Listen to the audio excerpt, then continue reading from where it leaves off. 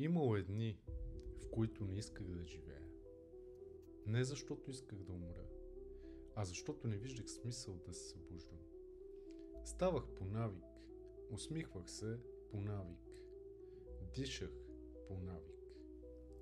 Всичко беше като празен филм, в който играех главната роля, но вече не вярвах на сценария.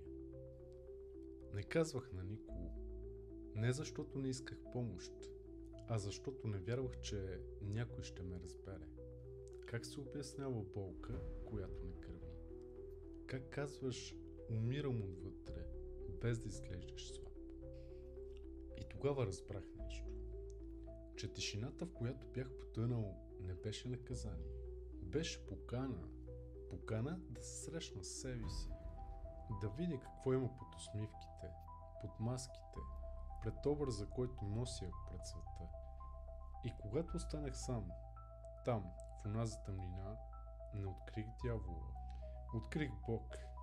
Не като образ, а като усещане, което ми каза тихо: не си свършил, просто си се изгубил. И в този момент разбрах, че не съм създаден, за да съм щастлив непрекъснато.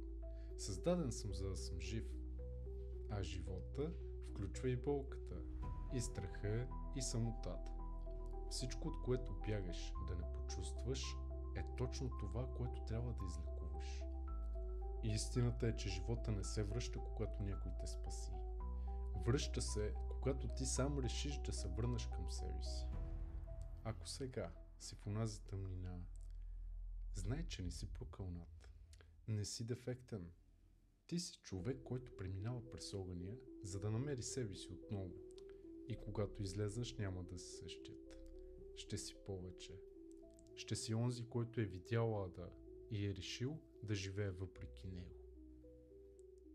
И това, приятелю, е началото.